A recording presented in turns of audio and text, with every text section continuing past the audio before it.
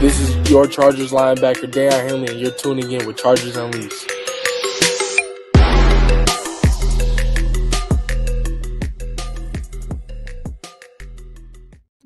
Welcome to another edition of Chargers Unleashed. Jake Hefner and Dan Wolkenstein here with you from the LAFB Network. If this is your first time tuning in to the show, make sure to hit that like and subscribe button on YouTube. You can also follow us on Facebook, Twitter, Instagram, Spotify, and Apple Podcasts. Dan Wolkenstein, good morning. Happy Saturday to you, to everyone who's joining in the chat. As we gear up for a Week 4 matchup, Chargers once again traveling across country to face the New York Giants. Dan, lots of storylines in this one. The Chargers are going to attempt to go 4-0. in the same time frame that they went 3-0 for the first time in 23 years. And for the Giants, it's rookie Jaxon Dart that will be starting the game against the Los Angeles Chargers. Lots to get into. Dan and I are going to do our best to obviously preview the game as well as answering your questions over the next hour or so. If you have voicemails that you want to get featured on the show, the Chargers Unleashed hotline is officially open. So please, by all means, call into the hotline. Dan's going to do his best to monitor that and get your voicemails on the show. But Dan Wolkenstein, 8:30 in the a.m. Pacific time here on Saturday. Let's go to work. Let's go to work. I went to work this morning. I got myself a little iced latte here. Folks in the chat, what are you guys drinking? Jake, what do you have for liquid so far this morning? Yeah, I literally just popped this open. I went old school. So I went, instead of the usual Celsius that I get, Rockstar Recovery, strawberry lemonade, great flavor. Mix some vodka in there. Start off the morning. Dan, some things are just, some secrets are just I didn't want kept to the, It doesn't need to be said out loud. I'm so sorry. You got Diet Dr. Pepper from Sherry, apple top juice. Back in the day when I used to drink soda, pretty sure I fed that to my 3-year-old. Dr. Pepper is the shit. I don't care if it's diet or if it's full strength, even though full strength clears by a mile, but Dr. Pepper is the shit. Yes, and also now they got like all these crazy ass flavors that you can like mix in with it. Like, I don't know. That's why I haven't drank soda in a while. Rob, I don't need all that. Rob the sneak geek sticking into my bong rips this morning. Where's Brad Spicoli when you need him? Oh man, Spicoli may have just made a new friend. Water, hydrate or dihydrate? Dihydrate. Yeah. Anyways, he's following the Denzel Perryman rule of law, essentially. Yes, we didn't even get 30 seconds into this show and already got a super chat from Thomas Hawley. Appreciate you, $5 donation. Stay tuned and stay hydrated. Bolt up. You guys rock. Dan and Jake. Appreciate you, Thomas. You are the best. Jake, we saw a comment here earlier. I mean, is this a trap game? You got the Commanders the following week. There's a lot of comments in here already about talking about PTSD and talking about being nervous because of new quarterback. And yep. I will be the first one to say it. I have been scarred. I get it. And these past few weeks have certainly shown us something.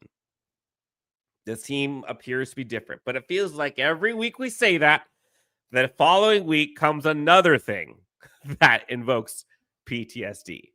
How many times have we seen this Chargers team go up against rookie quarterbacks, backup quarterbacks, third-string quarterbacks, only to make them look pretty darn good in the past? How many times have you seen it against Jesse Minter? Touche. I get it. It's going to take a lot to get over the scarring and the PTSD when you talk about literally through multiple coaching eras. Norv Turner, Mike McCoy, Anthony Lynn, Brandon Staley, where that whole same formula that you just said, Dan, was absolutely true. And now you have the Giants' first-round pick coming into this, Jaxon Dart. Even Jesse Minter alluded to it, that while obviously there's going to be preparation as usual for them, there's still the element of the unknown, as he mentioned, going into this game. So it's going to be a lot that we'll get into. Obviously, one of the biggest storylines as it relates to this game. So yeah, we'll break all this down. Important question, Jake. How are you this fine Saturday morning? Could have gotten better sleep, if I'm being frank. All right, if you're Jake, how are you feeling? If I'm Jake, how am I feeling? Well, you're being frank. So how are you as Jake? Jesus, Dan. Jeez. Jesus. You need to drink more of that Celsius, whatever the hell you got in there. Yeah. Mix some more things. Terry, let's go. Bolts, a little nervous about our guys breaking in a brand new quarterback, but this new Chargers team is for real. So, Jake, Chargers going up against the Giants. Lots to break down. Chargers offense versus Giants defense, vice versa. We'll get to voicemails here, some stemming from last week as well as some from this morning. We'll get to our keys, matchups, and predictions as well. Jake, 50,000 foot view of this one.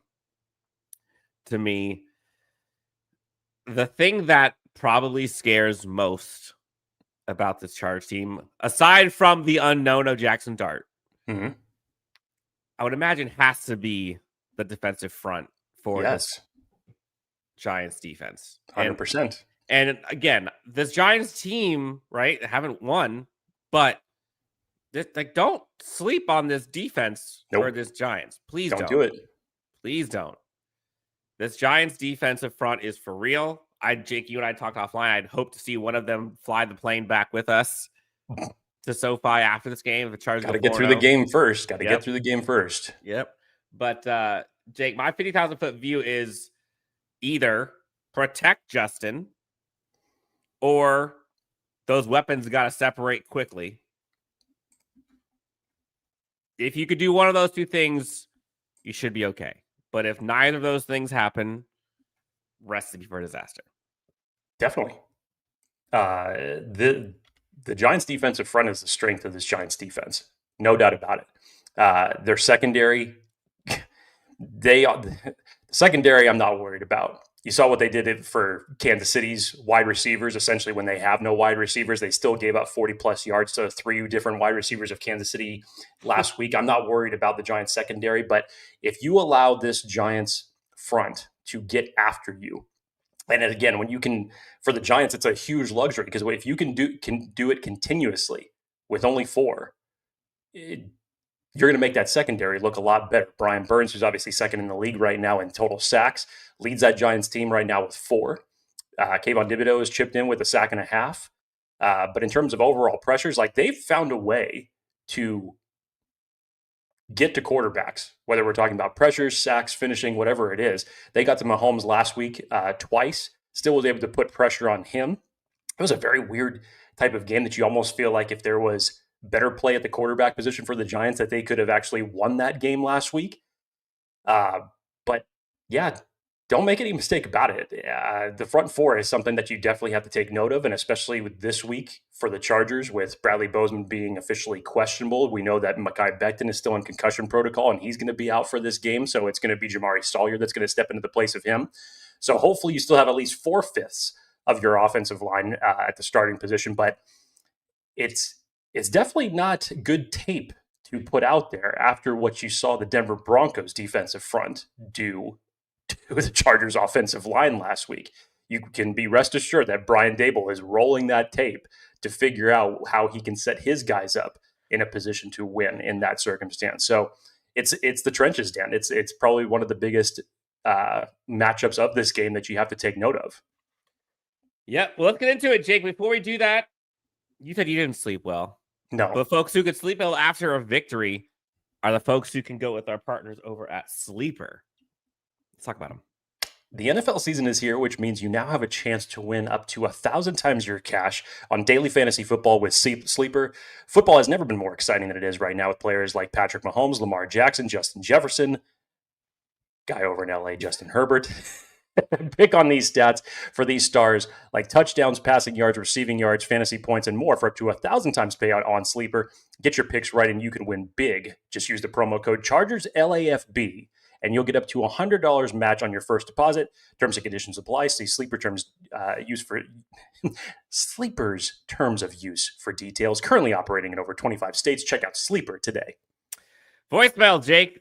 Chargers on these hotline was going strong still after that Chargers victory, as well as this morning. 323-902-7586 is the number of the hotline. Jake, let's sprinkle these in as we go through.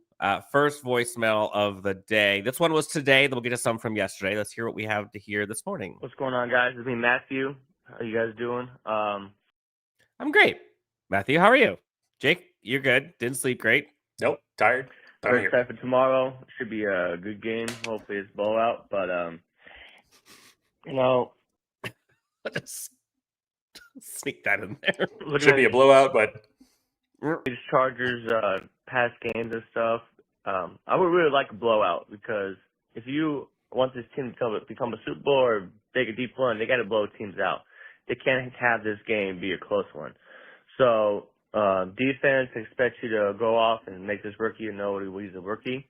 The offense, we'll see what happens with the O-line because I'm a little nervous with that situation. So, but at the same time and stuff, like I'm hoping Jim Harbaugh tells these guys, hey, like let's blow these guys out. You know, like I mean, I really want to because it's been a while since we've blown out a team. Probably last year against the Patriots, but yeah, so I really want to blow out these teams out and just get over with. So my only thing is if the pass rush doesn't get any sacks or gets pressure but don't get sacks, then we need to start thinking about maybe trading for a pass rush this year. But we'll see what happens. My prediction is I think the Chargers win, I'm going to say 33-10, I'm going to say 33-10. So I'm hoping a blowout. I want one because if you can't blow the teams out, then it's not really cool. But we love you guys. As always, let's have a good game tomorrow. Bolts up. Thank you. let's just get the win. That's all I say. Beggars can't be choosers, man. Just get the win. I guarantee you there's going to be some things that Jaxon Dart is going to do tomorrow that the Chargers defense is not prepared for because there basically is no tape outside of the preseason on Jaxon Dart, outside of 6 snaps that he has taken that have all been designed runs essentially for him. So he's obviously going to be a mobile quarterback, which we've talked about plenty of times as it relates to mobile quarterbacks in general for this Chargers team, is that you need to do a good job of being disciplined to make sure you're containing him, make sure you're not letting him break away any of these long runs to extend drives. But in terms of reading coverages, Dan, that's where Derwin James is going to come into play. That's where Jesse Minter is going to come into play. Yeah. You need to throw a lot of different looks at Jaxon Dart that is obviously going to make him feel uncomfortable. Dan, I wonder how much Trey Harris has been in the has been a voice to Jesse Minter this week, considering that it's 2 former Ole Miss teammates on either sides of the sidelines to possibly scout for this upcoming matchup. But now, Dan, this is going back to his one of his points that he made in terms of the pass rush. One of my X factors for defense is a familiar name that you'll obviously hear a little bit later, but in general, I think the pass rush has woken up the last 2 weeks for the Chargers. It's gotten better, but it does need to finish. It does definitely need to finish. You don't necessarily like to see all your sacks come from guys like Troy Dye or Derwin James. You'd like to see some of your edge players get in there a little bit more. But I think in terms of them penetrating in the interior, Dan, Teair Tart is obviously emerging in that category. Jamari Caldwell is emerging in that category. So I think if you're able to get pressure offensively from that standpoint, you're going to be able to make Jaxon Dart uncomfortable, and you're going to force him into mistakes for sure. Yeah, there was a comment in here earlier from TNT Adventures to see Jaxon Dart meet Mr. Tart. Maybe a little love tap to introduce you to our new Chargers team. Teair Tart, by the way, quickly becoming a fan favorite. You see all his comments on Instagram. You see his play on the field. You see his comments. Like, it's been a minute since the Chargers have had somebody like this who talk, who bark, but also can back it up, right? Like, that's the thing is I think we're used to seeing this Chargers team being kind of a finesse team, but you're starting to see some beef. Point. You're starting to see some folks with some muscle, right? With some intensity that they haven't had. Picture on the screen. Probably the 2 most important players on the Chargers defense right now, with Khalil Mack not playing. Deion Henley, who now appears healthy after 2 weeks of flu, which blew brutal. And then Derwin James, who's been playing like an absolute animal. Both of these guys playing like all pros, by the way. Let's start with the Chargers defense versus the Giants offense. I think that's been the theme that we have done from the trend that we've had since week 1. Actually, Dan, it's been the Chargers defense versus the opposing offense because we know what the This Chargers is offense. Chargers Yeah, I know. defense versus the offense. Yeah, you said it. You said it backwards. That's a Chargers defense, which is pictured on the screen, Right. versus the Giants offense. Yeah, you said the Chargers offense, but whatever. I digress. Whatever. Dude, it's 8. We're 3-0. We're 3-0 when we start like that. I just want to make Whatever sure the hell we're we've done not bucking before, the we're doing trend. it now. Yes. We're doing it Perfect. now. Chargers getting to see that Malik Neighbors kid. That's Cam Scatterbo, who we all were high on. Sun Devil alum for Dan Wolkenstein. Yep. Wandale Robinson. No Tyron Tracy in this one. But to me, it's those 3 guys. It's Jaxon Dart, it's Malik Neighbors, and it's Cam Scatterbo. That's the offense. But you can get into the other guys like Darius Slayton. You can talk about, I don't know, Theo Johnson. That's it. Good friend Gunnar Olszewski's in this one. Please don't let us hear his name. A legend on this show, without a doubt.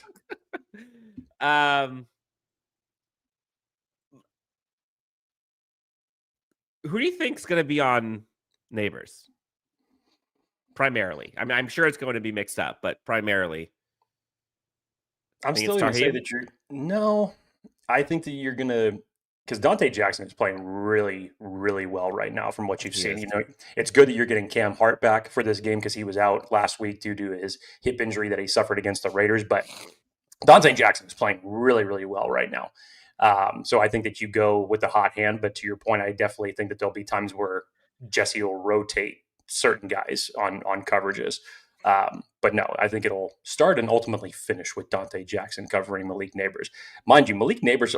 Dan, talk about removing someone out of the equation, and you could attribute this to bad quarterback play or whatnot. But 1 catch last week against the Chiefs, it was 1 for 13 yards. I mean, he was nothing, and that was coming off of a 167-yard game against the Dallas defense that he just went absolute God mode. So you can't allow. This is now, I feel like it's becoming a trend off of what we've seen 2 out of the last 3 weeks. You can't allow the big explosive play, especially when you have a guy like Malik Neighbors on this team. You saw the Chargers give it up last week against Cortland Sutton and the Denver Broncos. You saw those plays happen against the Chiefs in week 1 to Tyquan Thornton, to Hollywood Brown. Yeah. You cannot allow those type of mental errors to happen in the secondary. You have to lock those down. Yeah, and the thing is, like, we see what the recipe is with this Chargers defense, right? We see what they make opposing offenses do. Like, they make opposing offenses, especially their quarterback, they got to think a whole lot. They've got to, this is kind of like death by 1,000 cuts, right? This Chargers defense makes the offense, in theory, what they want to do is make the offense go 15 plays. Make them go down the field 15 times. That gives your defense 15 opportunities to take it away. What they can't do and what they bank on not doing is those explosive plays, right? Those back-breaking plays where I call them the easy TDs, right? Like, you can't do that. You cannot let them get behind the defense, especially with a guy like Neighbors, the broken tackles, things like that. Like, those are the things that will cripple a team, especially if your offense isn't clicking, if your offense isn't scoring 30, right? If you're relying on your defense to be able to help keep this game afloat, the defense has to keep things in front of them, settle for field goals. So the guys that can make, cause havoc, Cam Scatterbo is definitely going to be breaking tackles. That's his goal. That's his game. That's what he does. And Malik Neighbors is looking for box office touchdowns. So if you can eliminate those, and make Jaxon Dart look like a rookie quarterback, you should be okay. For all of the things going wrong with the Chargers in terms of injuries and the offensive line and looking at like other parts of the team, they should roll. Like, if all things are equal, if all things go the way they should go, and both teams play as great as they can, this Chargers team should roll. Now, someone in the comments, Jake Brad, says blitz, blitz, blitz, blitz, blitz. If you're Jesse Minter, because honestly, both of these things I could see success from. I can see that side, right? Blitz a crap ton, get to Jaxon Dart, heat him up, make him throw quickly, make him get off of his platform, cause disruption. Or drop 7, spy with Henley, make him throw into the coverage that has been so sticky all season. Confusion can cause turnover. Which one would you rely on? I think you're going to get a variety of it, Dan, honestly. I think that the interior of the Giants line is susceptible to pass rush. So if you can get penetration in those type of situations where you can drop more into coverage and cause confusion, then absolutely, by all means. But, and this is one of the, I think the underlying storylines about this is the Giants are getting Andrew Thomas back. He played a handful of snaps last week. I think it was only about 25 that he played. But in that, he did not allow a pressure. That's a big get back for them, especially for Jaxon Dart making his season debut. So in terms of protecting his blind side. And their right tackle, Illuminor, has not played bad this season. So if you're looking for that pressure to finally get there from the edges, you're going to have to work for that. But again, I think that the biggest places of impact for this Giants defense is in their interior, left guard, center, and right guard.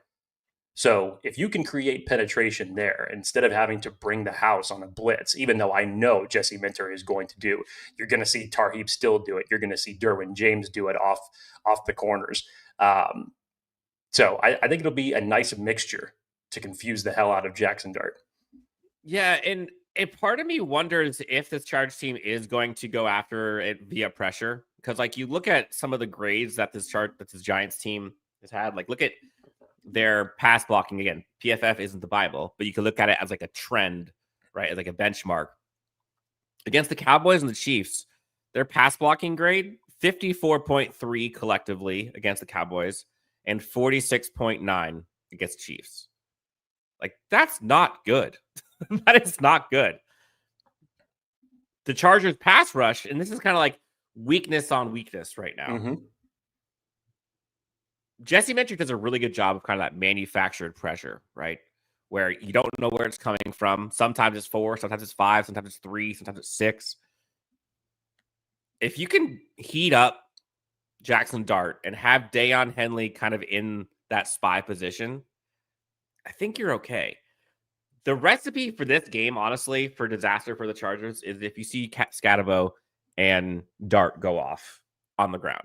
Yeah, you can't allow Scatabo to get going. If you see Jaxon Dart 6 rushes for 49 yards, 4 first downs, Scatabo 25 carries, 86 yards and 2 touchdowns, like that's not good. Like you cannot have 100 yards between those two. So for me, I think this matchup is going to be Deion versus Dart. But I would kind of put that like interior, but Deion just in terms of like containment because he's athletic. He's the spy. And then like by all means necessary for Malik Neighbors. Like those are the things that can kill you. After that, it's like Minter, have a day. Go have fun. Go get some sacks, man. I agree with the caller. If they don't heat up, they don't get some sacks, they don't get home against Dart. Again, like I would love to see Thibodeau on that flight back to LA. Got to win the game first. Or talk to that guy in Miami. Hey, there's a few guys in Miami you can bring over. I agree. I said it before the season even started that I thought they should bring in more edge depth. Take anything else on the Chargers defense versus the Giants offense? I will get into the other aspects of this once I get to the X factor for the Chargers defense when we get to that a little bit later on in the show. Beef Talent Boy says, Blitz Derwin and Troy Dye on passing downs. Jake, I love the fact that you called out that Troy Dye play against Bo Nix last week. Not nuts. And then you saw the Chargers team highlight that in their social media thing this past week. Troy Dye has been an underrated savior for this team. Considering no Denzel Perryman, Junior Colson is now off for the season. Like if they didn't have Troy Dye, who's playing the way he's playing, like that's a huge gap. That's a huge gap. Brad says, I think Murphy might need to step up. Dude is quick. Yes. Yes, he is. It's a good point on this that I'll relate to later as it relates to not only Murphy, but another player. Yep. We'll get to the offense here in a bit for the Chargers. Emmanuel says Troy Dye could rock Scatabo. I don't know. Scatabo is just a goddamn bulldozer is what he is. Yeah, sweet jump, the lightning bolts. Jake, let's get to some of these voicemails real fast. 323-902-7586, number to the hotline. Next voicemail, I think this is a reaction from last week's victory. Is this just one badass team? It's one badass team. I think we'll find if they go in today or tomorrow, excuse me. Yes, the answer is yes. There's no more of that PTSD, kick the can down the road, wait till next week to figure it out. If they can go 4-0, the 3 division wins, and then beat the Giants, no trap game, 4-0 going into the game against the Commanders, yes. This is a badass team. I mean, Justin, come on. One-armed from the wrong direction. He's kicking butt. And then, I mean, Gaston's back in there. And then, Derwin. Oh, ho, ho, ho, ho, ho. Can't believe this team. 3-0.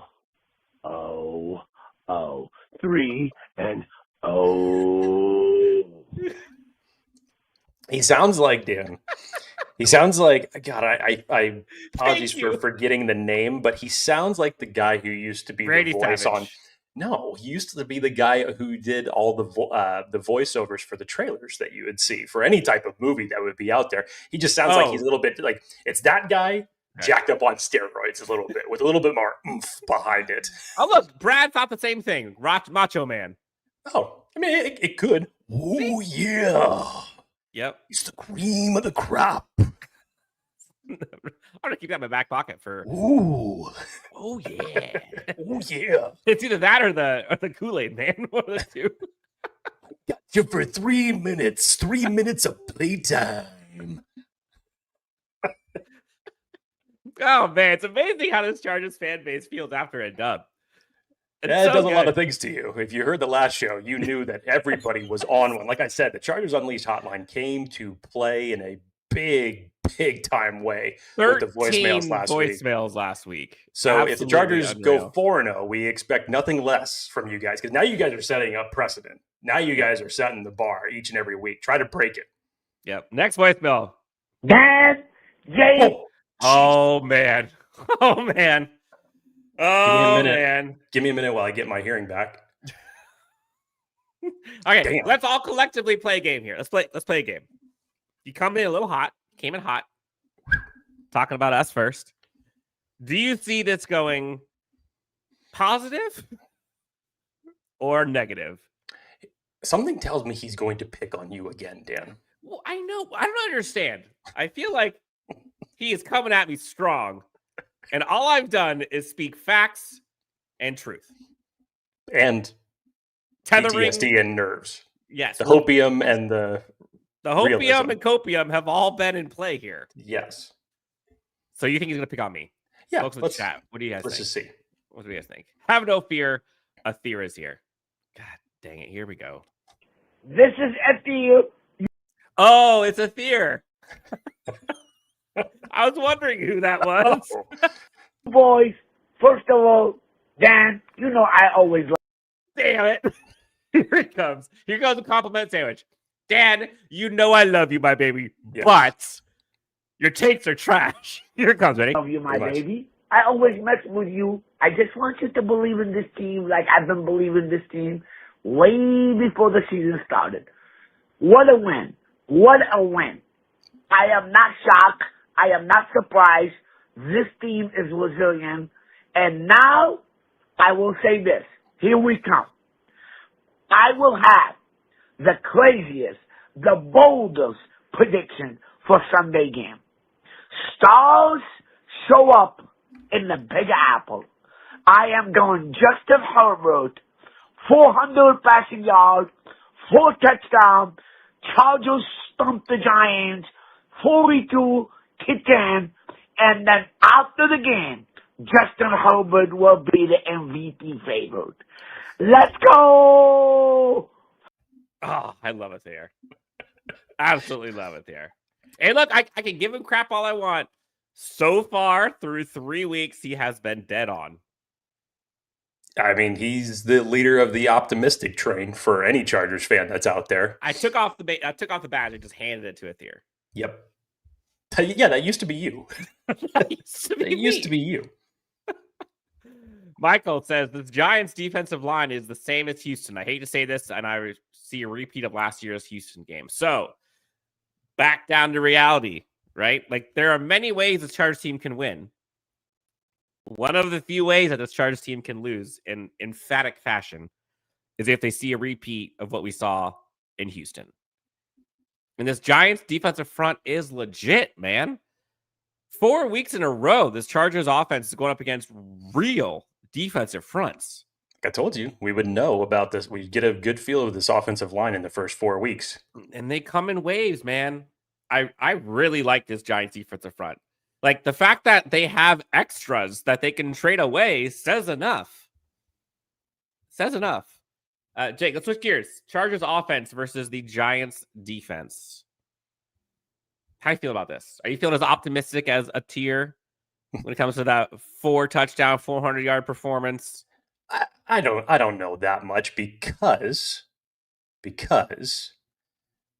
Dan, I think if there was a time, we saw a little bit of it last week in the talk about emphasis on the running game. Yes. Getting going. Talk dirty. Keep it going. Even after Najee Harris goes down. Please. They did not shy away from giving the ball to the running back, specifically Omari and Hampton. And I thought Omari and Hampton, with a much bigger workload, both in the passing game and in the run game, had a solid game. This Giants team just gave Isaiah Pacheco the best rushing game of the season so far. And the Chiefs' rushing offense has been god-awful through the beginning of the season. And they just gave Isaiah Pacheco over 4 yards per carry in the last game. Omari and Hampton can definitely do that. This Giants defense, for as much as we laud the front four in terms of getting after the quarterback and creating pressure, strangely enough, they allow a number of rushing yards as well. So I think you're going to see a much more balanced attack. I think you're going to see Omari and Hampton featured a lot. We'll obviously wait to see the official announcement of most likely the elevation of Kamani Vidal in this game. But again, I think you're going to take what you got last week against the Broncos, what worked even against that defense, and I think that you can now amplify that against this Giants team. But once again, Dan, it's going to be in the trenches. If you were able to protect Justin Herbert, and if you were able to get him time, I'm not worried about this secondary. And this trio of wide receivers that's working now with essentially Quentin Johnson and Keenan Allen tied for the lead in touchdowns for the wide receiver trio. Again, Ladd McConkey hasn't even found the end zone yet. And this is how much the wide receiver group is stepping up. You're going to be able to move the ball. I think you're going to be able to find those areas, much like you did in the weakness of the Denver middle of the field last week with a guy named Rondé Gadsden, and you're going to be able to find him again in this one. So I think that Justin Herbert is going to find his spots. I'm not worried about the possibility of putting points up against this team. I think you're definitely going to find much more success than you did against Denver's in the Denver game last week, because Giants' secondary ain't the Broncos secondary. That's for sure. Fifth most passing yards allowed. This Giants secondary, 252 yards per game, and second most rushing yards per game allowed. Yeah, this Giants I see a shit ton of play action. I see a shit ton of play action in this game. I think you're going to be able to find plenty of success against the run, but you need to figure out a way to protect Justin Herbert in this game. Yeah. So this is kind of like pick your battle. Greg Roman, like salivating at this point. You got weapons. You've got a running game. You should have a running game. This is the week that you should be able to kind of flex that muscle a little bit. I know Mekhi Becton's not there. I know Bradley Bozeman might be hammered. We might see Andre James. I don't know. But you got to do that can carry. And you see Omari and Hampton start to kind of pick up steam, right? You saw that last week. Some of those runs, you're like, whoa. And he's carrying dudes. The losses of 4 turn into losses of 1. The no gains are gains of 4, right? He's slashing through. And as he gets more confident, gets more carries. And that was the issue with the first few games, was he wasn't really having enough carries to get into any kind of rhythm. This, to your point, I think you're dead on, Jake. You're going to see a ton of play action. And Justin Herbert is an absolute menace in play action.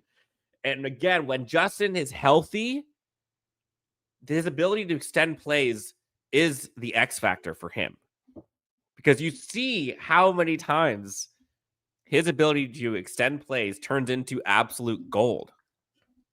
Absolute gold. Having playmakers that can separate, right? Like off script, the second phase of an offensive play, coupled with that athleticism for Justin when he's healthy, like that's a cheat code, man. And now you're seeing the difference from last year to this year when you have one guy that you can rely on that can separate in Ladd versus now a plethora. So excited to see Oronde Gadsden get his shine last week. He's staying. He's one. Obviously Ladd. Obviously Keenan. Quentin Johnston.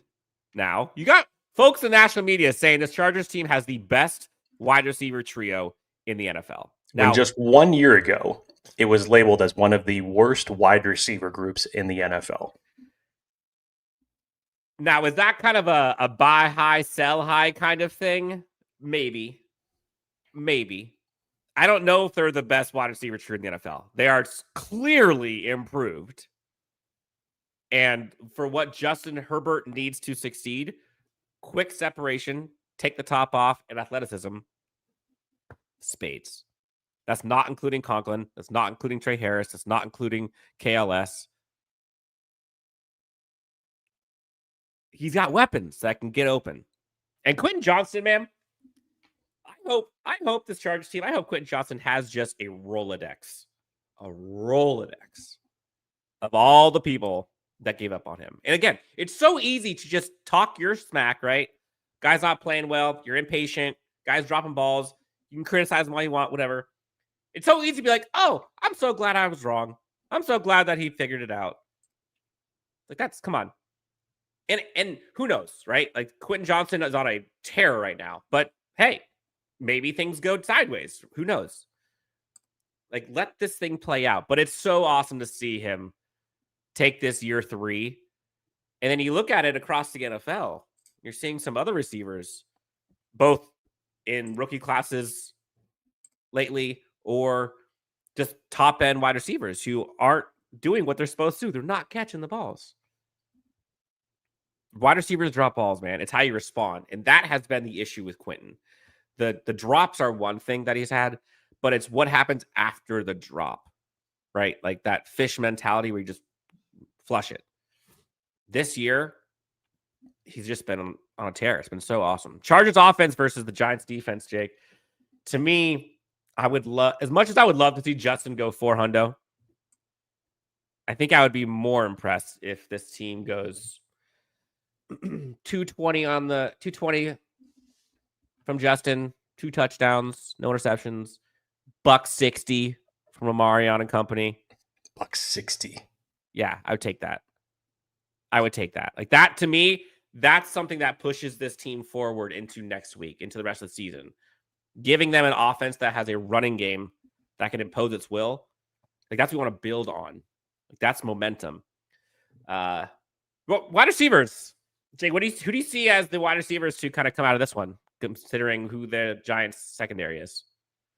I mean, Dan, take your pick. And, normally I'm the one that preaches patience. But I don't think it's hyperbole at all to say that this is amongst the best wide receiver trios in the league. And it's not just from a standpoint of them producing. It's Justin Herbert's not showing any bias at all. If you're open, he's throwing it to you. There is no favoritism here. This isn't the Ladd McConkey show of last year. This isn't the many years of just Keenan Allen being the one to get open and Justin Herbert finding him and 3rd and Keenan or 4th and Allen, whatever it is that you want to say.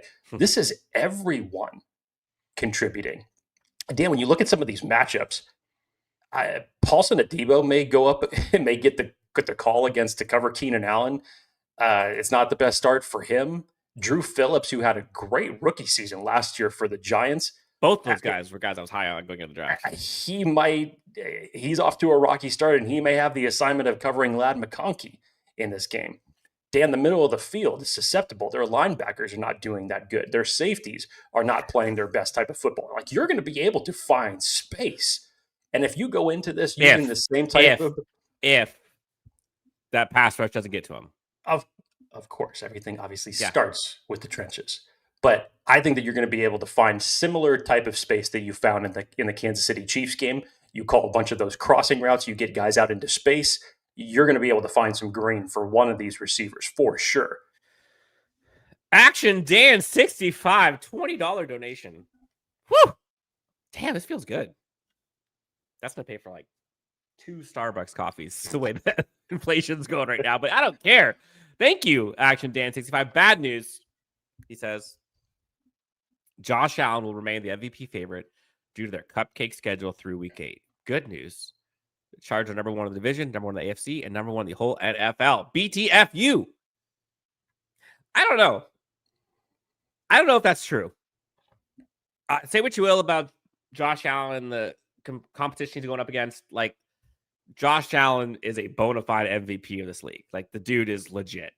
And it's not just because of the cupcake schedule. Like, the guy is unreal. That said, if Justin Herbert continues to do what he does and can beat the teams that he continues to beat, I could very well see him leapfrogging Josh Allen. What was the biggest criticism of the Chargers last year? Oh, we all know. We all know what it was. But I'm talking in terms of their schedule. It's the fact that it was one of the easiest schedules in the league. So a lot of people made the argument to say, oh, well, Jesse Minter's defense found success against that type of schedule, which brought the Chargers obviously back to the playoffs. But you flip that around, Chargers have already beat 2 teams that were in the playoffs last year. It's a great start for them. In the games where they had to play against playoff teams last year, the only wins they got were against the Broncos. It wasn't a good record last year against playoff teams. Now you started off the year. It was 2 wins and like 5, or was it 2 wins and 5 losses, or 2 and 7, something like that. Whatever it was, it wasn't good. Yeah. So you're already 2-0 against playoff teams of last year. It's a great start. Yeah, Jake, you and I talked about it at the beginning of the season. Like, the story of this season will be, can the Chargers beat the teams that are good? It's not going to be about can they beat the bad teams. It's like, yes, if they let go of one of those games, it's going to be brutal. But Chargers have shown they could beat the bad teams. It's can they win those playoff type atmospheres? And so far, 2-0 against division rivals. Like, that is the story right now. No, like, the people that had 3-0 again, 3-0, 2-0 against playoff. I'm saying 2-0 against teams that were playoff bound. The folks that said 3-0, everyone was talking about like, oh, you're a homer. No way. Just like, that was not looked at as really that possible. I had them going 2-1. I had them dropping the Broncos game. And I got to say, last week showed a lot of shit. When you look at what that Denver Broncos defense was doing and the Chargers position that they were in at certain points of that game and just not able to move the ball, finding themselves in 3rd and long situations, giving up 5 sacks on the game. That was one of those Justin Herbert type statements. As we've been saying that there have been so many statement moments for Justin Herbert over the last 5 years. That was one of them. That was one of them against a very, very good defense that you're going to see again. So, Jake, I guess one of the questions to ask you, and I know there's some volatility here with the offensive line, but which is the exception versus the rule? The Chargers offensive line performance the first 2 weeks, or Chargers offensive line performance in week 3? You might have to go with the rule this time around, Dan, because you're going to be down one of your offensive linemen. You have another right tackle who's technically battling injuries while still looking like he's going to play in this game. Got to give it to Trey Pipkins. He got banged the hell up in that Denver game. And while he was in and out of it, he could have easily tapped out. He did not go. He kept coming back in the game. So I got to give credit where credit is due. But you kind of have to go with what you've seen over the last week, Dan, because that may dictate what takes place against this Giants defensive front. And as we said at the beginning of the show, you can't ignore it. Everything starts with the offensive line as it relates to this offense in general and Justin Herbert getting going. So it's something to take note of. Again, I loved what I saw from the first 2 weeks. I thought that the Chargers offensive line did exceptionally well against some of the pass rushers that you see from Max Crosby, George Karlaftis, Chris Jones.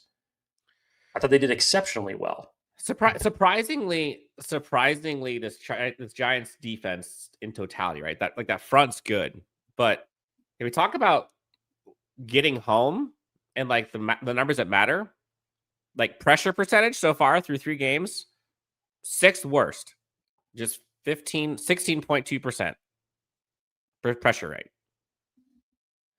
Hurry percentage, they are 5th worst, 2.9%. They hardly blitz. Like, again, they blitz what, 26% of the time? You're talking about the Giants defense? Yeah. As opposed to Justin Herbert facing the most pressure that he felt during his entire career last week against the Denver Broncos. It's a different style, man. It's a different style. So, like, this one feels like we'll see more of weeks 1 and 2 offensive line. But, again, that's why they play the game. Let's see. Justin Herbert had that crazy throw last time he played the Giants. I was there, by the way. I was at that game. That was sick. You know, it seems like that's an eternity ago. I know. When really it was just 4 years ago. This is actually a shot from that game itself. But it's a much different Chargers team now. It's a much different Chargers team, offensively and defensively. Do you want to talk about real quick? And this might be us, low-hanging fruit. Folks who have watched Justin Herbert, I don't want to say respectfully, but honestly, I'll say that. Like, I think everyone has known that has watched Justin without their own agenda, that the dude has been unreal since he came into the league, has had absolutely insane throws, has absolutely crazy clutch moments. We all know the stats about all this stuff and comparisons to the greats. But it's crazy to me how quickly the national narrative has shifted on Justin this season. And I will say this, like, and I have been critical of Justin Herbert. Jake, you and I have talked about it, and I got flamed for it. But in the past, there have been times where Justin Herbert had all the things stacked against him, right? Like the offensive line was trash, the defense was trash, the special teams wasn't working, coaching sucked, all those things. Yet Justin Herbert had the opportunity at the end of the game to still put the team on his back and win it. Regardless of all that crap, he could still do it. And for all of those reasons, doesn't matter, for all the reasons, he didn't do it. Some of the great quarterbacks can overcome all of that. And I think that was the one thing that we didn't see from him. Now, was he injured? Sure. Was defense terrible? Yes. Was the offensive line trash? Did he have weapons? No. Like, all of those things are true. But you see across the league, there are a handful of quarterbacks that can say, to hell with it, I'll figure it out. This year, you're seeing that. Now, is that because he's healthy now? Sure. Is that because he has more weapons now? Sure. But the overall landscape, this Chargers quarterback is the same dude. And so it's just this day and age of reporting on players and on sports is just like people go to extremes all the time. And there's no accountability for people that say the most ridiculous, stupid things. And that's okay, right? Like you do it for clicks. I get it. Clickbait's real. But for what it's worth, I'm excited to see Justin get the national attention because the kid deserves it and he's playing unreal. I can't really add much more than what you said there, Dan. All I can say is that winning changes people's opinions. it changes the entire narrative. The Indianapolis Colts right now are 3-0 with Daniel Jones at quarterback, even though it's been Jonathan Taylor who has helped them lead them to a 3-0 record, even though Daniel Jones has been playing admirably through the first 3 weeks and has got their team undefeated at a time where nobody thought that he was going to do anything coming off of his tenure with the Giants. Winning just does a lot of things to people's headspace. And as it relates to Justin Herbert, I think there are so many people in the national media, especially with them being on the East Coast, who basically just look at recency bias. And to go to that one stat of the one thing that Justin Herbert has not done yet, 0-2. and that's win a playoff game. You see Ryan Clark's entire argument a couple weeks back solely go back to the Houston Texans game, and that was it. That was his whole rationale of argument. So many national media have done that because truly, I just don't believe that they really watch the late I also don't games believe for the that they Chargers. actually believe what they're saying. Like, again, like they know what they're doing. Do they? No, they know what they're doing in the fact that they are talking stuff that will get attention. All I will sum it up with is what you were saying. As quickly as we have seen the backtrack between before week 1 starting off to now coming into week 4 and the change in narrative, it's been awesome. Totally. But again, like, and we said this before the season started, there's nothing that can happen this season that will change the narrative for Justin. The goalposts will constantly shift until he gets that first victory in the playoffs. And again, like there's reason for that. Like I get that. And I agree with that. I totally agree with it. But don't have that be your whole framing for who and what Justin Herbert is as a player and what he can do. Yeah. John Lee, I guess there's an argument in here about Josh Allen versus Justin Herbert, which the fact that you're even in that discussion right now, like, come on, let's all be appreciative. They got a quarterback that is the top 3 MVP discussion. Like, still got 3 quarters of the season left to go. It's okay. Yes. Yes. Mighty says, Josh is the man, Josh Allen. Herbert has been better this year so far, and that's the reality. I'd probably argue yes. I'd agree. MVP voting right now, other than Justin, Josh Allen. Who else would you say is up there? Baker? That's a great argument for Baker, considering that he brought his team back 3 straight weeks in a row to win games. I'm not sure how it looks right now, honestly. You can make an argument for Jonathan Taylor right now, being an MVP for what he's doing at the running back position. Crazy. But again, we're not even 4 weeks complete into the season yet. All right, X Factors. Let's get to it. We got X Factors, bold predictions, final score predictions. I think we got one more voicemail. Lots of X Factors in this game. We've talked about Omarion Hampton a bit, but I think this is probably the time to kind of go into more detail with him. There is a reason that they brought this guy in at number 22 overall. And you saw what happened to Najee Harris last week, which was awful. Sucked. Omarion had to step up, and he did. And I love the style that he brings to this Charge team paired with what Greg Roman and Jim Harbaugh like to do. I agree, Jake. You had Omarion Hampton as the X factor in offense, and I 100% agree. The floor is yours. Dan, I think you're going to see a lot of similar looks in terms of getting Omarion Hampton involved in the passing game this week, especially if that front of the Giants defense is able to start winning their battles. What's the quickest way that you get rid of an opposing team's pass rush? Screens. And that's what they started throwing to Omarion Hampton in that second half. And Omarion Hampton ended up with over 100 all-purpose yards last week.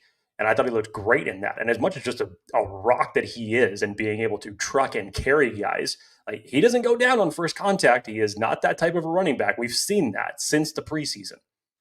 So I think that this is going to be another heavy game where he's featured, not just in terms of what the Giants give up in the rushing game to keep a more balanced attack, to keep some of those play action options open for Justin. Obviously, all purposes intended if he's protected.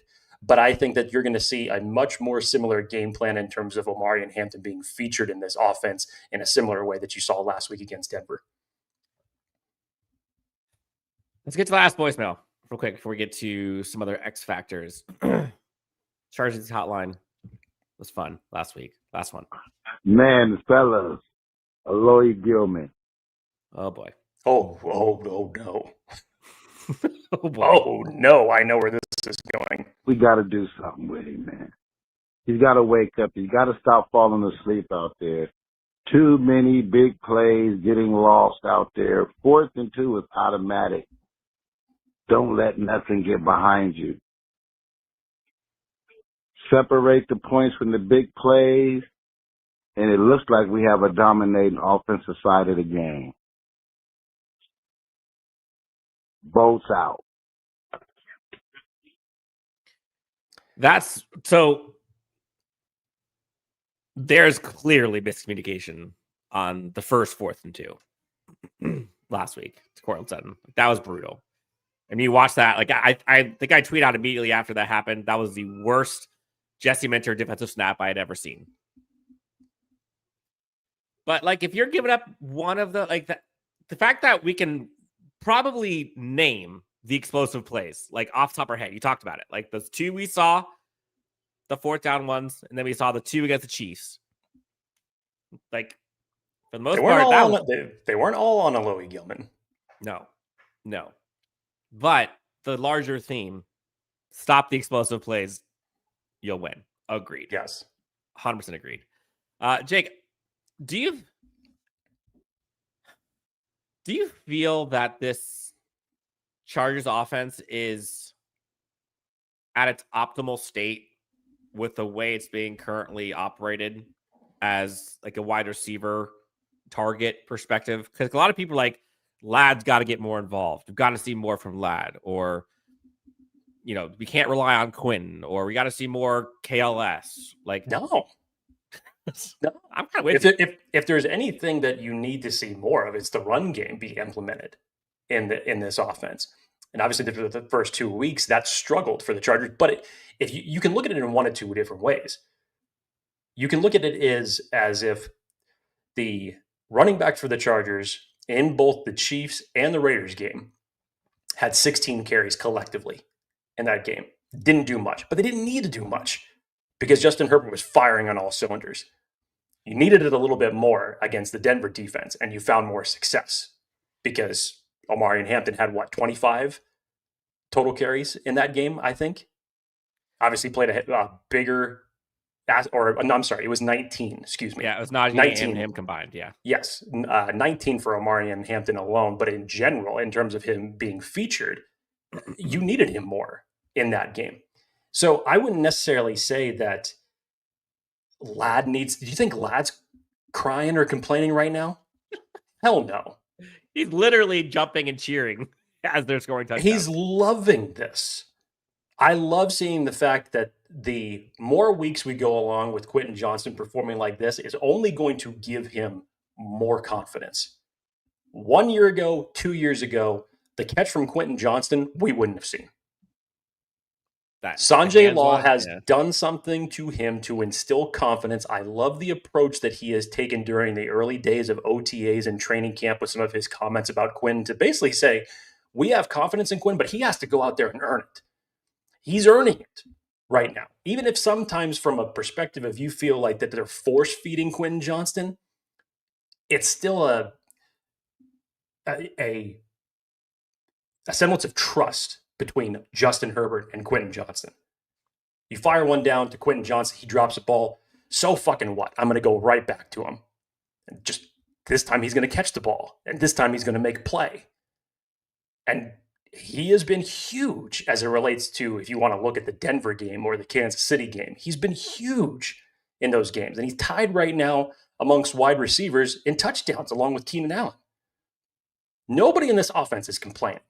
But if you want to reach your optimum, the way that Justin Herbert is playing right now, you're going to have to find a little bit more balance with that run game. Tony Reyes. Anyone here watch Roman Gabriel or Johnny Unitas? Probably not. I have. Elway, Marino, Montana, you name it. I've seen them all. Most in person. No one has the arm of Herbert. I agree. X factors on defense. This is the man right here, Dan. It's Tooley. Just waiting for that one first finish for him to record. Now, outside of that, over the last 2 weeks, he's led the team in pressures. I think he has stepped up great since Khalil Mack went down. And I talked about, Dan, someone was mentioning Caleb Murphy in here. I think you're going to see Tooley being utilized is in the same way that Khalil Mack was utilized when they put Khalil Mack on the inside next to Tooley, and you'd be scheming up those type of stunts. Again, we talk about the Giants' tackles, their bookends now, especially with Andrew Thomas returning, that their bookends are pretty good. So how are you going to be able to get pass rush off the edge? Well, you're going to have to start coordinating up some stunts. So I could totally see situations in this where Tooley's sitting right next to Bud Dupree or Caleb Murphy. Mm-hmm. And you're going to start scheming up these type of stunts where they're working inside, outside, and you can exploit the interior of that Giants offensive line. I think Tooley finishes this week. I think he gets to the quarterback and gets in that sack category finally. But outside of that, he has picked up the slack for Khalil Mack, no doubt about it. I am intrigued by Kyle Kennard too. I'm curious to see what comes when maybe he gets a little bit more uptick this week. You saw last week. He did not play that many snaps last week. I think on like 7 or something. Nothing crazy. But he did, I think, his role for the most part. And again, setting expectations of the 4th round selection. But if I set the edge well, I thought he got home a couple times. I thought he did okay. But that edge needs work, man. They've got, to your point, they've got to finish, or else they're going to bring reinforcements. They're going to. Folks in the chat, let's keep it respectful, guys. Come on. You don't have to, no insider fighting here. It's not worth it. Okay. I'm not going to call anybody out, but you're all Chargers fans. Let's focus on what matters. Enjoy your football team. I am a little concerned about kind of the trend line right now for Darius Davis. You saw the good return last week, right? That fumble was brutal. I know he was dealing with the hamstring. I get the injury. We didn't talk about it on this show, Dan, but that one great return that he had at the end of the game, I literally had a Travis Benjamin flashback. When he got the ball right on the side and then he started running the opposite direction, I'm like, no, just go forward. What are you doing? And then, of course, he goes out and makes a great play. But I don't think we're going to be seeing end arounds to Darius Davis in this particular game. I hope not. No, I hope not on 4th down, I'll tell you that much. If I see 4th and short in anything other than the ball in Justin's hands or in Amarian's hands or fullback or give it to Conklin for a sneak, I don't care. Just play your game, Greg Roman, please. X factors on defense. I would love to see the secondary have some fun here. I would love to see what Jesse Minter has cooked up. Dante Jackson, Tarheeb Still, St. Juiced, Cam Hart, Elijah Molden looks like he's going to be playing again. Derwin, that hit. For me, that group against Jaxon Dart, when you got Steve Klingscale and Jesse Minter coaching them up, that's what I'm excited for. That's the X factor for me, is that secondary just in totality against the rookie quarterback with that coaching. Bold predictions, game predictions. Folks in the chat, we've got about 8 minutes left-ish. Let us know what your bold predictions, your game predictions are. We'll put a couple of them up here as we go through. Jake, bold predictions. Both of us, you were on the money last week. I was close with Amarian. Bold predictions for this week. Jake, what say you? I've been riding the defense a lot lately over the last couple weeks. I'm going to flip it, Dan. I'm going to flip it. And I'm not going to... I've got a gut feeling you got 2 players on your mind that you're going to make your bold prediction for. And I think I know where you're going to go with it. I think you're going to double down on what you did last week. So I'm going to go with 86 on the screen right here. I'm going to say Yeah, feels good. Oronde Gadsden's going to have another huge game again. The middle of the Giants field defensively for them I think is worse off than what the Denver Broncos situation was. And I think that you're going to see Oronde Gadsden featured a lot more in this. We obviously know Will Dissly is not playing in this game, so it's going to be the Tugger Fisk, Tyler Conklin, and Oronde Gadsden show once again. And I think that Gadsden's going to find plenty of opportunities in the middle of this field against the defense. Dan, I'm going to say that he's going to go off for 85 and a TD. 85 and a TD? 85 and a TD. Just make it 86 and a TD. That'd be sexy. Hey, 86 for 86. Ooh, 86 and 2 TDs, says Brad Spicoli. Okay. I had one of two ways I was going to go. One defense, one offense. You were dead on with my Amarian one. Told you. But like I see like a defensive touchdown, and I'm just wondering if it's like a pick six or scoop and score from a fumble from Jaxon Dart.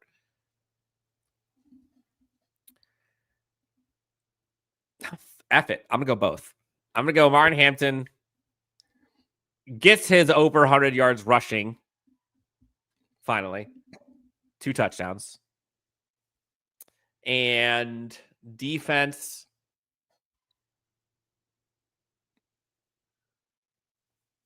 Either Dante Jackson pick 6 or a Deion Henley scoop and score. Now, if we get both, I'm about to freaking go to Vegas immediately. Final score predictions. Actually, real quick, some of these bold predictions. Bold prediction. Ooh, Isaiah and Kelsey Lewis. Oh, we're going copium. Dart looks great. 275 plus yards and 3 touchdowns. I hope he's wrong. I hope he's wrong. This is the game that Thule gets 2 sacks. Would love to see it. That'd be great. Trey Harris and Gasson both get a touchdown. Would love it. The best one. Bolt Chowder prediction. We'll all be celebrating Victory Sunday with an ice cold beer, except for Herbert. He prefers his smoking hot. Great. A beer always makes something better, doesn't it? Yes. Brisket and beer. Dang. Okay. Isaiah still has the Chargers winning 28-27. There's a lot of them here. Jake, who's the RB2 now? Good question. I mean, is it Haskins? It's probably Haskins. I really don't know how much they would intend to feature Kamani Vidal this week, even though they are going to activate him. Because Amarian's just going to carry the load for this game, honestly. So I'm not sure, but yeah, my first gut would be Hassan Haskins. Let's just all keep tabs on when the Cleveland Browns eventually put Rocket Sanders back on the practice squad so that you can go off and bring him back to the Chargers. Because that would be nice. Because as of right now, Rocket Sanders, who has been inactive, I think, for the last week or two, he's RB4. He's RB4 on that Cleveland Browns team. Somebody deactivate him and put him on the damn practice squad, please. Bring him back to the Chargers. Yes. Dante Jackson's getting some shine. $1.99 donation from Mighty. Best free agent pickup so far. Joe Ortiz knows what to do when it comes to free agent corners, doesn't he? Basically resurrected Christian Fulton's career. Got him a 1-year deal over at the Kansas City Chiefs. And now for 2 guys in St. Juste and Dante Jackson that were looked upon poorly by their respective teams just based off of what they got. Again, it's system. It's what fits in Jesse Minter's system in terms of, more specifically for them, zone coverage, which the Chargers are one of the defenses that run zone coverage most in the NFL. Brennan, bold prediction. Tush push score. That'd be fun. Just don't false start. That'd be fun. All right, Jake, final score predictions. What do you got? Yeah, Dan, I think this is going to be... I think this is a game that the Chargers are going to win by 10. I don't expect this to be a blowout, and I specifically say that much on the words that Jesse Minter was using in terms of unknown for Jaxon Dart. Because, yes, I believe that he's going to be able to confuse him. I think he's going to put him in some turnover situations. But again, it's the element of the unknown. we all remember when Justin Herbert set foot on the field literally right before kickoff against Kansas City Chiefs and what he ended up doing in that game. Even though it was a loss, still took the Chiefs to overtime. It's that element of the unknown for a rookie quarterback when you set in and you don't have a good amount of game film to prepare for. So, again, I definitely think that Jesse Minter is going to have his guys prepared, but there is elements of the unknown. And from the standpoint of Jaxon Dart's mobility, you have to do a better job and be disciplined enough to contain him in that. If you can do that, which I fully believe that they will, confuse him with some defensive coverages, namely with Derwin James, you're going to be able to win this thing handily. Let's score. I'll go 27-17.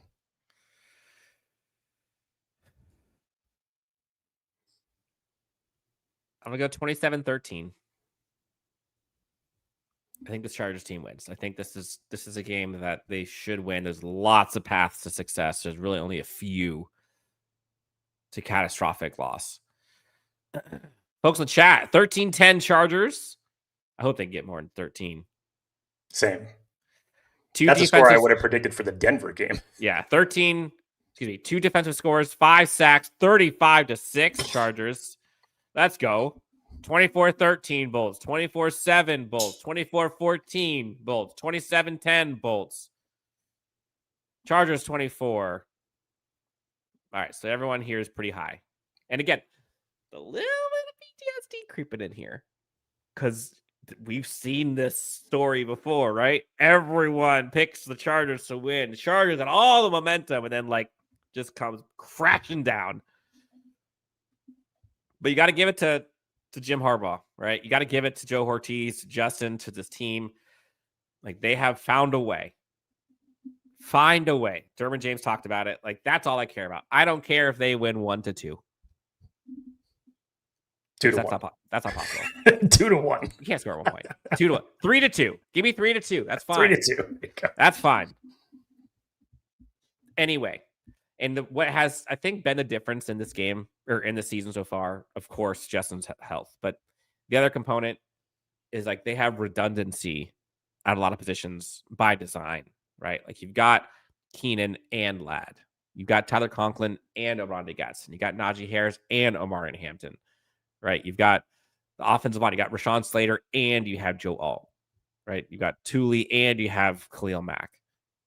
All the corners, the linebackers, you got redundancy everywhere. Trey Harris and Quentin Johnston and Ladd McConkey and Keandre Lambert-Smith. They just got a lot of dudes. So we're both predicting Chargers wins. Chargers fans are predicting Chargers wins. We'll see. 10 a.m. Pacific time start game. Hopefully by about 1:15 Pacific. Early game. We could be having some fun here. Again, get your Chargers Unleashed hotline, bold predictions if you want to go in there. If you want to get some reactions played on the next show. Again, 323-902-7586 is the number to the hotline. Again, 323-902-7586 is the number. Jake, parting words. Chargers go for 4-0 for the first time in 23 years. Let's get it. Can they get to 4-0? Stranglehold on the AFC West to start the season. Who'd have thunk it? We shall see. Weather should be nice in the Meadowlands, says Eddie. I hope so. I want to see another one of those poster plays for Justin. We got the slide week 1 against the Chiefs. Got that stupid catch week 3. Or stupid throw, excuse me. Throw and catch. What'll it be week 4? What will it be week 4? We will see. Jake, this was fun. Folks in the comments, folks in the chat, those super chats, all of it. Thank you all so much. We had over 600 people on this one. Insane. If you haven't done so already, please tell a friend, like and subscribe. It helps out a ton. Leave a review on Apple Podcasts. Tell us what we can do better, what we've done great, how much you hate our hats. Yes, what we're shit at. Jake, I've given you an hour and 15 minutes, and I've said nothing about your attire today. And I really appreciate that, by the way. Welcome. I was expecting it to happen in the first 3 minutes. What type of sweatshirt is Jake wearing today? You didn't say that. Put your arms up, though. No, they've already been up. You know what fucking type of sweatshirt? No, I have. know. I don't. Today I didn't notice, but it's okay. No, you're full of shit. I know No, you I are. swear. I swear. You're full of shit. We all know it's short sleeves. So, gonna end this one with a little bit of There it is. Wolkenstein. There it is. Jorge says, thanks, guys. Great show. Bunch of W's in the chat. Sweet Jubs Bolt family. Peace out. Dan and Jake, have a great weekend. Go Chargers. Appreciate you guys. Carson, you're the best. For Jake, I'm Dan. This is Chargers Unleashed, and we'll talk to you next time on Chargers Unleashed.